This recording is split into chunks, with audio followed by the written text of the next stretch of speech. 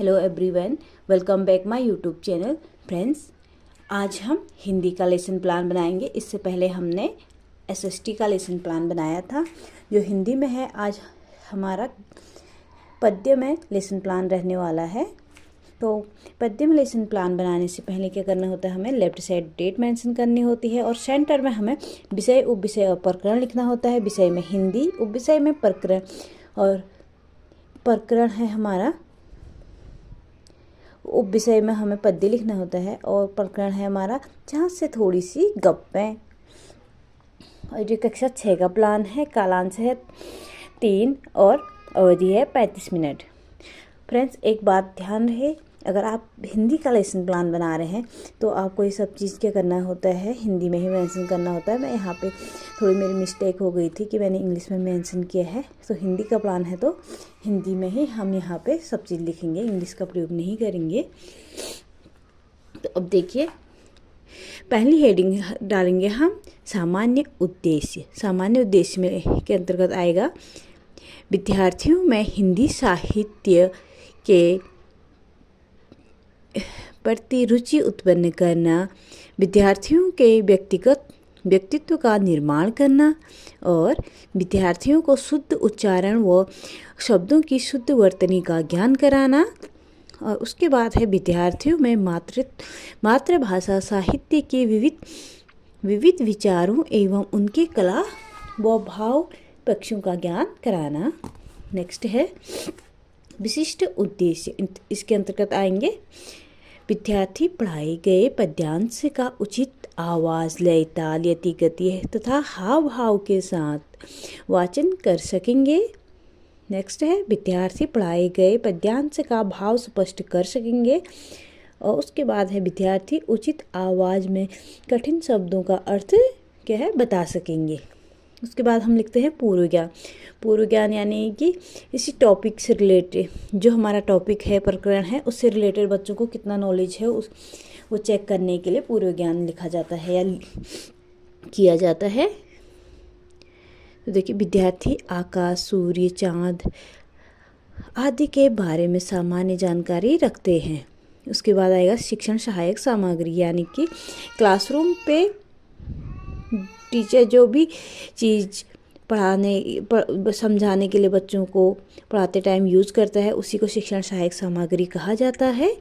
जैसे मैंने यहाँ मेंशन किया है, जैसे चाँद से थोड़ी सी गप्पें नामक पाठ को दर्शाता हुआ एक चार्ट। यहाँ पे रियल ऑब्जेक्ट या फिर कोई मॉडल भी हो सकता है या प्रोजेक्टर भी हो सकता है। जो चीज़ भी आप उपयोग में लाते हैं वो चीज़ यहाँ पे आप मेंशन कर सकते हैं। उसके बाद नेक्स्ट हेडिंग आएगी हमारी प्रस्तावना प्रश्न। प्रस्तावना प्रश्न में पहले हम 2 कॉलम बना लेंगे। एक साइड में लिखेंगे हम छात्र अध्यापिका गतिविधि और दूसरी साइड लिखेंगे छात्र गतिविधि या क्रियाएं। इन दोनों में से कुछ भी लिख सकते हैं आप। अब पहला प्रश्न है हमारा, धरती का विलोम शब्द क्या है? तो बच्चों का आंसर आता है धरती का विलोम शब्द आकाश है, आसमान है या आकाश है, जो भी है। उसके बाद दूसरा प्रश्न है, दिन में आसमान में क्या क्या दिखाई देते हैं? तो बच्चों का आंसर आता है दिन में आसमान में सूर्य दिखाई देता है उनको। तो सूर्य से रिलेटेड ही तीसरा क्वेश्चन बनेगा हमारा, सूर्य ढलने के बाद क्या होता है? तो बच्चों का आंसर आता है सूर्य ढलने के बाद रात होती है। रात से रिलेटेड चौथा क्वेश्चन है, रात में आसमान में क्या क्या दिखाई देते हैं? तो बच्चों का आंसर आता है रात में आसमान में चाँद तारे दिखाई देते हैं। और बच्चों से अब पूछा जाता है चाँद के बारे में आप क्या जानते हैं? तो ये हो गया समस्यात्मक।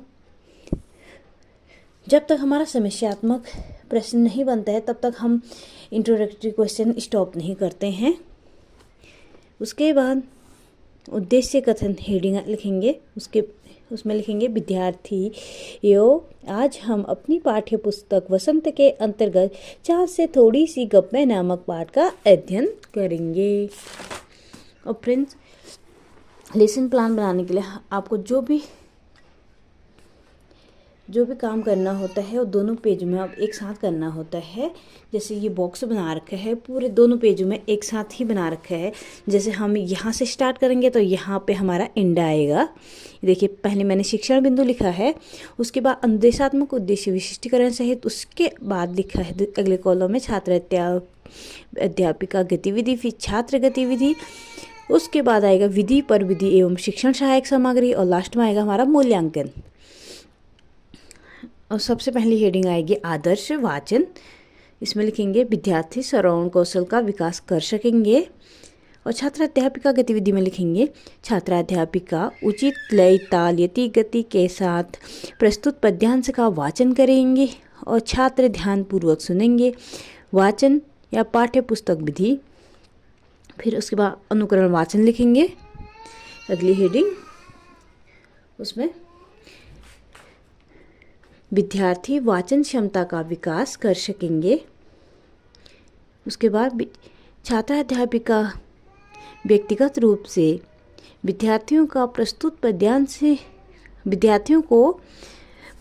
पद्यांश का वाचन करने का निर्देश देगी। और छात्र गतिविधि में आएगा निर्देशित विद्यार्थी वाचन करेगा, वो शेष विद्यार्थी ध्यानपूर्वक सुनेंगे। और उसके आगे लिखेंगे हम अनुकरण वाचन। फ्रेंड्स, एक लाइक करने में क्या जाता है, वीडियो को लाइक कर दीजिए, चैनल को सब्सक्राइब कर दीजिए, ताकि मैं आपके लिए ऐसी ही और वीडियो बनाते रहूं। अगर आप फ्रेंड्स लाइक करते हो वीडियो को तो मुझे भी पता लगता है कि आपको वीडियो पसंद आ रही है, आपके लिए ये वीडियो हेल्पफुल रही है। तो आपका तो कुछ नहीं जाएगा एक लाइक करने में, लेकिन मुझे मोटिव मिलता है कि मैं आपके लिए और वीडियो लेके आऊँ। तो उस आगे बढ़ते हैं काठिन्य निवारण उच्चारण संशोधन। उसमें लिखेंगे हम विद्यार्थी कठिन शब्दों का उच्चारण करने में सक्षम होंगे। और छात्राध्यापिका गतिविधि में लिखेंगे हम छात्राध्यापिका कठिन शब्दों को श्यामपट्ट पर लिखेंगी और विभिन्न माध्यमों से कठिन शब्दों का उच्चारण करेंगी। और उसके नीचे लिखेंगे हम शब्द और उच्चारण। बस पहला शब्द आया है हमारा निरा, उसको लिखेंगे नी रा। फिर अगला शब्द है दम, द म। फिर उसके बाद है मरज, म र ज। फिर बिल्कुल, बी लोमहलंत को ल। उसके आगे लिखेंगे हम विद्यार्थी व्यक्तिगत रूप से शब्दों का उच्चारण करेंगे। उसके आगे लिखेंगे हम विखंडन विधि। और उस सेम यही ऐसे जो यहाँ पे हमने लिखा है उसी को हम छोटे मिनिएचर में यहाँ पे मिनिएचर में चिपका देंगे। यहाँ पे मेरे पास ब्लैक मिनिएचर नहीं था तो मैंने ऐसे ही खाली वो कर दिया है, इसमें थोड़ा हल्का सा ब्लैक कर दिया है पेंसिल से। आप इस यहाँ पे ब्लैक मिनिएचर लगा सकते हैं। उसके बाद अगली हेडिंग आएगी शब्दार्थ। इसमें हम लिखेंगे विद्यार्थी कठिन शब्दों के अर्थ बता सकेंगे। उसके आगे छात्राध्यापिका गतिविधि में आएगा छात्राध्यापिका कठिन शब्दों को श्यामपट्ट पर लिखेंगी व अर्थ स्पष्ट करेंगी। नीचे हम लिखेंगे शब्द अर्थ। शब्द जैसे पहले निरा था, उसका अर्थ होता है पूरा, दम का अर्थ होता है सांस, और मरज का अर्थ बीमारी, और बिल्कुल मतलब एकदम। छात्र गतिविधि में लिखेंगे हम फिर विद्यार्थी सक्रिय होकर कठिन शब्दों के अर्थ को समझेंगे।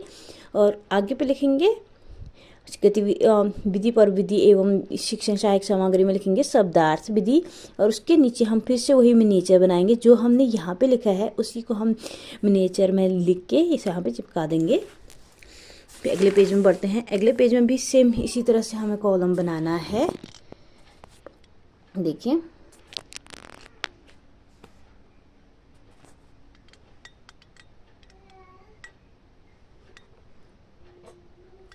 ऐसी बॉक्स बना लेना है। पहले हमें शिक्षण बिंदु लिखना है, उसके बाद अनुदेशात्मक उद्देश्य विशिष्टीकरण सहित छात्राध्यापिका गतिविधि और छात्र गतिविधि या क्रियाएं। और उसके बाद लिखेंगे अगले कॉलम में विधि पर विधि एवं शिक्षण सहायक सामग्री, और लास्ट में मूल्यांकन आएगा हमारा। अब यहाँ पे लिखेंगे हम भाव स्पष्टीकरण। विद्यार्थी पद्यांश का भावानुवाद करने में सक्षम होंगे। और उसके आगे लिखेंगे छात्राध्यापिका प्रस्तुत पद्यांश का अंश वाचन करेंगी और भाव स्पष्ट करेंगी। यानी अंश मतलब होता है छोटा सा मतलब छोटे थोड़ा थोड़ा करके छात्र अध्यापिका उसको पढ़ेंगी और उसके बाद उसका भाव स्पष्ट करेंगी। फिर आपको गोल जो आगे का शब्द है वो लिख लेना है जितना आप अर्थ बता रहे हो, और उसके बीच में डॉट डॉट डॉट करके लास्ट के अक्षर को नहीं होने में आता है। ऐसे मैंने लिखा है, ऐसे लिख सकते हैं। और उसके बाद भावार्थ में बच्ची चाँद को देखकर कहती है कि वह बहुत गोल है पर तिरछे नज़र आते हैं। वह आकाश को उनके वस्त्र बताती है, साथ ही आकाश में छाए तारे को उनके वस्त्र के सितारे जो चमक रहे हैं बोलती है। चाँद का सारा शरीर वस्त्र से ढका है, केवल चाँद का क्या दिख रहा है, गोरा चिट्टा मुंह नजर आ रहा है या दिखाई दे रहा है। लड़की चाँद से कहती है कि उनकी पोशाक चारों दिशाओं में फैली हुई है। लड़की आगे कहती है कि वे उससे उन्मुख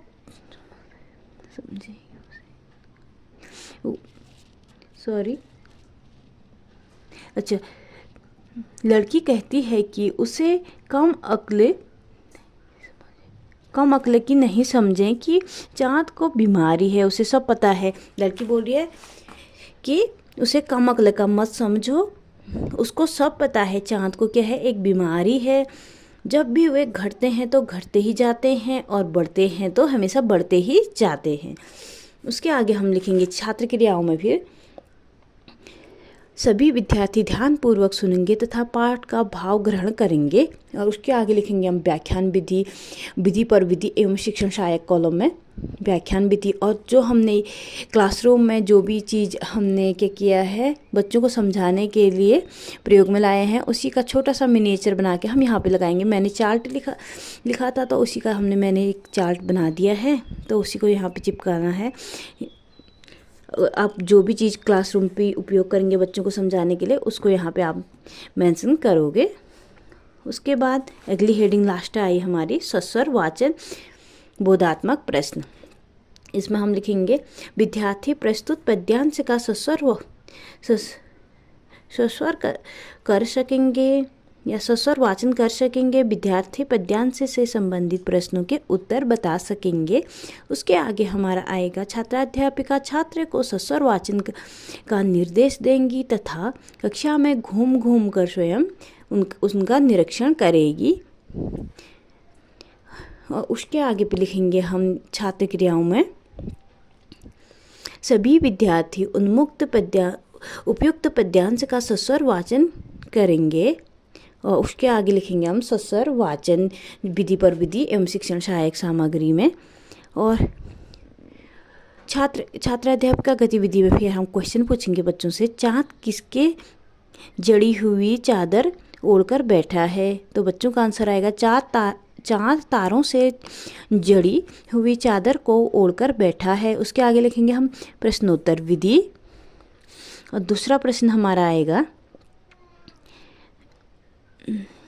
चाँद देखने में कैसा नज़र आता है? तो बच्चों का आंसर आएगा चाँद देखने में तिरछा नज़र आता है।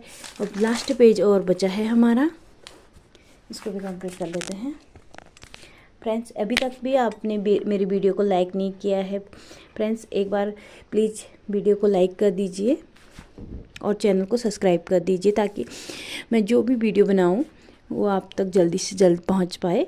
ये देखिए शिक्षण बिंदु, पहले हमने फिर से वही कॉलम बनाना है, लेकिन ये एक ही पेज में बनाना है हमको, 2 पेज में अब काम नहीं करना है। लास्ट पेज है वही बॉक्स बनाना है जैसे पहले बनाया। इसमें हम लिखेंगे शिक्षण बिंदु, उसके बाद लिखेंगे अनुदेशात्मक उद्देश्य विशिष्टीकरण सहित, और तीसरे कॉलम में लिखेंगे छात्राध्यापिका क्रियाएँ। और पहली हेडिंग आएगी श्यामपट कार्य, और इसमें हम ब्लैक मिनिएचर लगाएंगे। और जो भी हम श्यामपट में यानी कि ब्लैक बोर्ड में हम काम करते हैं बच्चों को समझाते टाइम या क्लासरूम पे बच्चों को पढ़ाते टाइम, उसी को हम यहाँ पे मेंशन करते हैं। पहले हम डेट लिखेंगे, उसके बाद विषय, उपविषय और प्रकरण। विषय हिंदी, उपविषय पद्य और प्रकरण हमारा चाँद से थोड़ी सी गप्पे। कक्षा, कालांश और अवधि लिख लेंगे। और जो हमने छोटे से मिनिएचर में लिखा था फ्रेंड्स, यहाँ पे ये देखिए, इससे पहले हमने क्या काम किया था, ये चीज़ जो हमने क्या किया था छोटे मिनिएचर में लिखा है, बच्चों के लिए लिखा था, उसी को हम यहाँ पे मेंशन करेंगे। जैसे शब्द, उच्चारण, अर्थ लिखेंगे। निरा और दम, मरज और बिल्कुल, और इसका उच्चारण करेंगे और फिर इसका अर्थ लिख देंगे।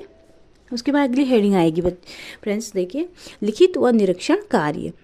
और इसमें आएगा छात्राध्यापिका श्यामपट्ट कार्य को उत्तर पुस्तिका में उतारने का निर्देश देगी और स्वयं घूम घूम कर पूरी कक्षा का निरीक्षण करेंगी।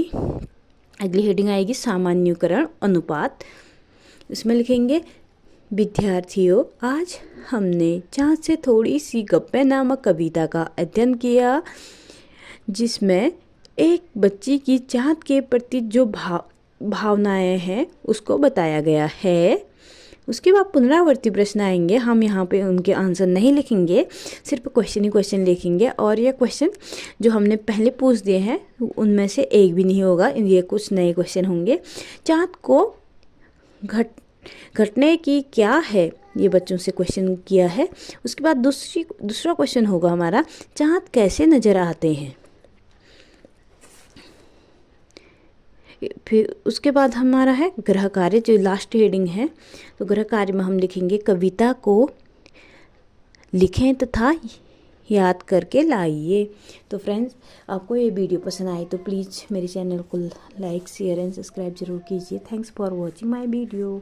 बहुत जल्द एक नए लेसन प्लान के साथ मैं आपके साथ हाजिर होंगे। और आपको जिस भी टॉपिक में लेसन प्लान चाहिए आप मुझे कमेंट कर सकते हैं, मैं आपके लिए उसी टॉपिक में लेसन प्लान बना के लेके आऊँगी। Thank you.